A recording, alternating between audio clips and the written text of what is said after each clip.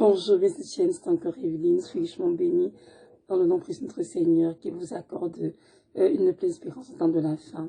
Aujourd'hui, nous sommes le 26 mars 2021.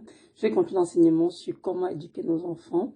J'ai fait un message de là-dessus en date du 25 mars déjà. Et j'ai mentionné dans cette vidéo l'importance vraiment de développer une relation saine avec nos enfants.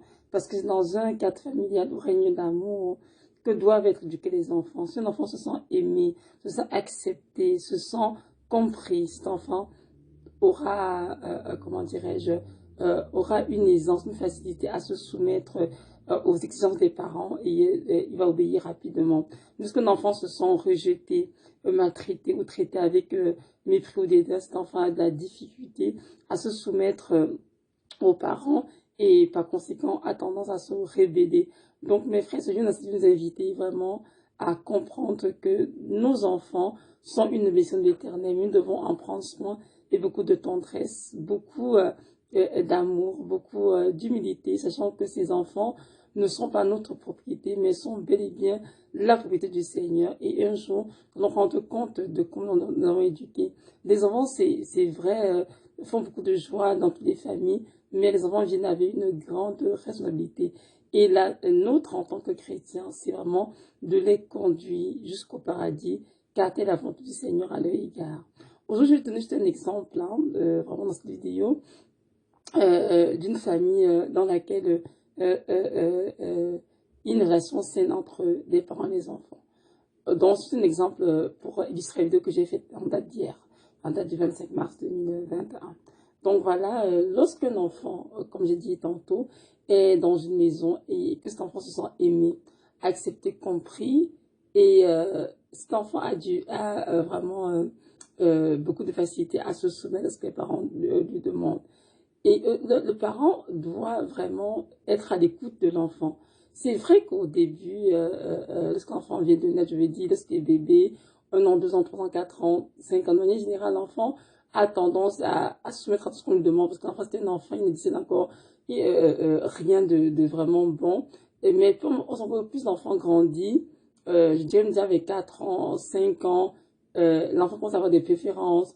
Maman, je peux faire du jaune, je peux faire du rose, quand c'est des vêtements, quoi. Je peux faire tel modèle de jupe, pas tel modèle de jupe. C'est l'enfant qui est en train de grandir, mais on sait qu'à cet âge-là, l'enfant n'a pas encore le discernement, comment dirais-je, requis pour pouvoir faire des choix éclairés, en fait. Donc nous, en tant que parents, on lui impose, en fait, les choses que nous jugeons bon pour cet enfant. Et l'enfant, automatiquement, se soumet, c'est encore tout petit. Mais vers l'âge de 10 ans, 11, 12 ans, là, je dirais plutôt, même 9 ans, hein, les enfants sont très matures. Lorsqu'ils approchent l'adolescence, on sent qu'on commence à développer, comment dirais-je, le caractère. Ils commencent vraiment à avoir le goût, le choix, tant au niveau de la nourriture que de la façon de s'habiller, au niveau des coups, des couleurs, au niveau de la musique écoutée, des films à regarder, plein de choses en fait. Et même jusque-là, ce sont toujours des enfants, nous devons toujours être avec eux pour les surveiller et nous assurer qu'ils font des choix adéquats, appropriés pour leur âge, des choix qui vont les construire et non les détruire. Toutefois, nous devons garder ce que j'appelle une marge de respecter aussi les goûts de l'enfant. Si ces goûts ne viennent pas, comment dirais-je, le détruire ou bien lui porter préjudice, nous devons être capables d'être aussi à l'écoute pour discerner justement ce que nos enfants aiment, ce qu'ils préfèrent, afin justement de leur faire plaisir aussi de temps en temps. Je ne dis pas tout le temps, parce qu'on est des enfants, mais lorsque l'occasion nous est donnée, que ce n'est pas péché en le faisant, nous pouvons faire plaisir aux enfants de temps en temps. En répondant sur le goût, c'est important, parce que il y a beaucoup d'enfants qui sont élevés dans des familles où il règne beaucoup de dictature. Peu importe l'âge de l'enfant, même si l'enfant a 18 ans, on t'impose, tu le prends, tu laisses, on ne veut pas faire cas de ce que tu penses, de ce que tu désires, de ce dont tu as envie.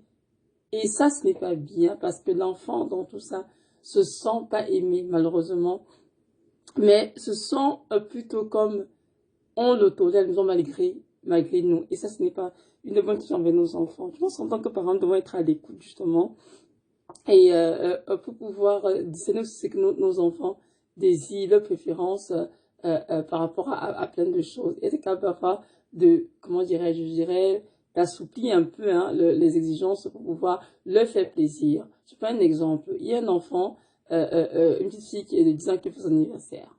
Et là, elle dit, pour l'anniversaire, on dit, qu'est-ce que tu aimerais manger?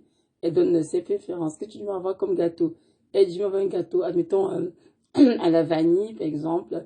Et puis, qu'est-ce que je mets comme poisson? Et puis, j'aimerais peut-être, je sais pas, un jus de fruits à la goyave. Et puis, vraiment peut-être, je sais pas, quelques biscuits. Est-ce qu'un enfant demande son anniversaire? Le parent qui a une bonne relation avec cet enfant va dire, va écouter, il dit, va, tiens, ma fille, elle aura bientôt 11 ans, elle demande qu'elle désire un gâteau saveur vanille, par exemple, tel repas, et si, ça. Et là, le parent peut se dire, voilà, je veux plaisir à ma fille, Seigneur, je vais lui faire un gâteau maison, mais ça veut vanille comme désir, ou bien je peux l'acheter libre à chacun, et parce que je sais qu'elle aime vraiment un gâteau à la vanille, je vais acheter cela, et pour lui faire plaisir, je prends cela. Je prends peut-être le jus de goyave, donc là, qu'elle demande maintenant, parce que c'est sa fête, et juste pour le plaisir, je prends le jus de goyave. Je vais prendre un exemple, hein, ce parent ce parent dit ça parce que ce parent connaît bien sa fille, et une relation avec son enfant. Donc, c'est-à-dire ses parents vraiment a eu le temps d'échanger avec l'enfant, d'avoir des activités d'enfant pour mieux connaître l'enfant. Un autre parent qui est avec un enfant de 10 ans toujours aussi, qui veut anniversaire, et ce parent-là n'a pas de relation avec cet enfant, va se dire, mais non, pourquoi tu veux un gâteau à la vanille? Je t'offre le gâteau que je veux, et puis tu dis, va te le prendre ou pas. Je t'impose de prendre un gâteau, admettons, je sais pas moi, un gâteau au chocolat, tout simplement, ou bien à ta fête, je n'achète aucun jus, c'est pas nécessaire pour toi, ou bien quelque chose comme quoi, je cuisine ce que je veux ce jour-là, tu n'as qu'à manger si tu le veux ou pas. Voyez-vous? Là, c'est ça, tu viens de prendre deux parents, vraiment dans deux cadres familiaux différents, pour nous montrer un parent qui a une relation saine avec l'enfant, où il a l'écoute de l'enfant, et un autre parent qui n'est pas du tout à l'écoute et qui fait ce qu'il veut parce qu'il veut montrer à l'enfant qu'il est le boss, celui qui dicte tout. L'enfant n'a rien à décider. C'est sûr que dans tous les deux cas, l'enfant a envie de se soumettre parce que ce n'est qu'un enfant.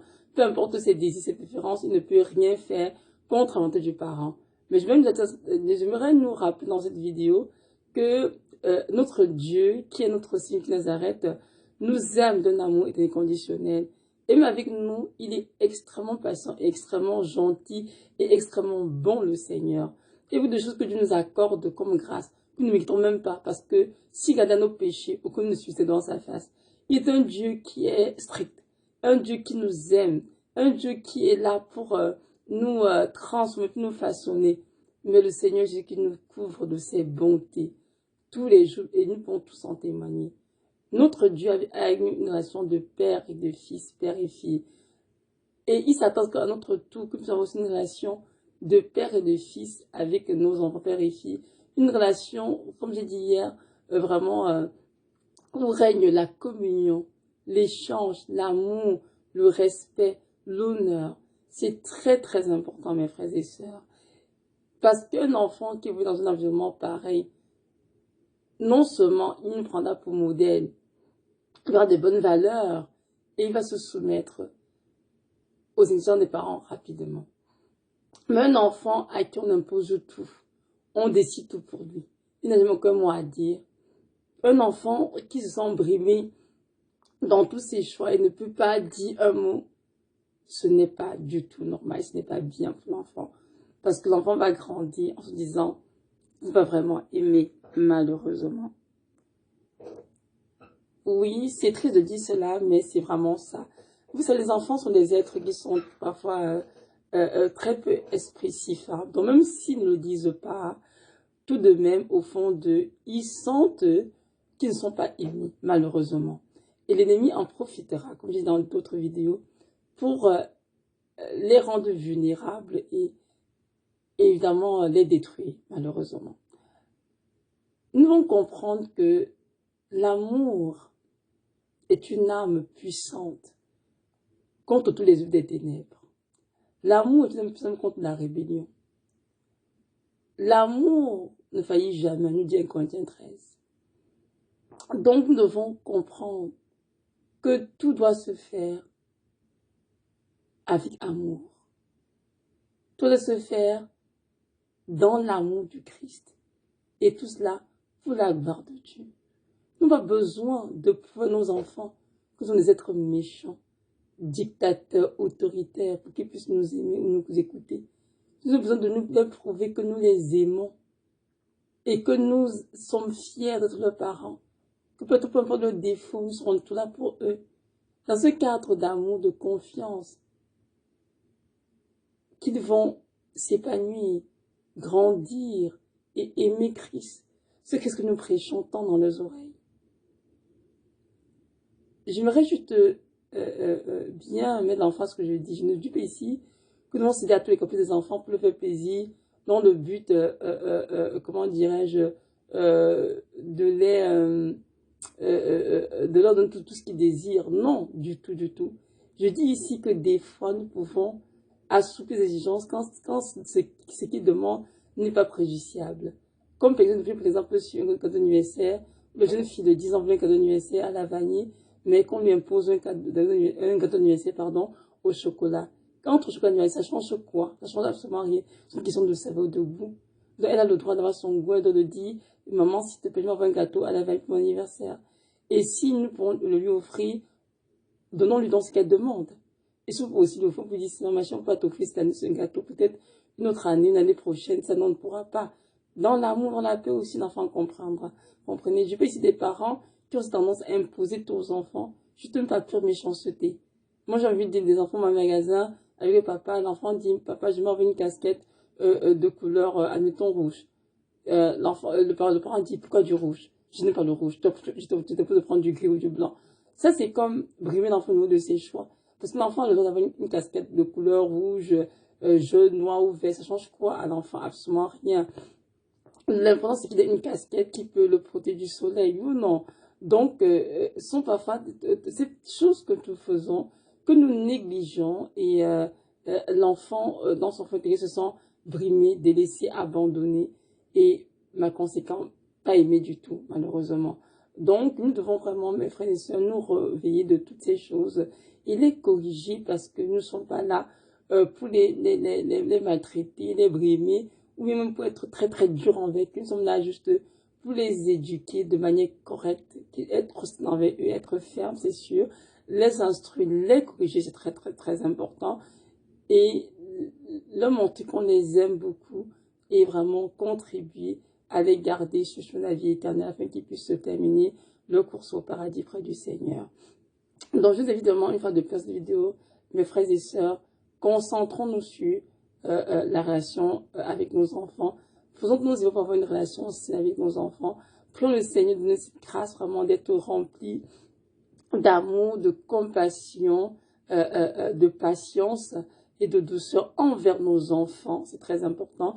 Et vraiment de contribuer à comment dirais-je, de prier aussi beaucoup pour eux et de les aider à accomplir ce pourquoi Dieu les a envoyés sur terre.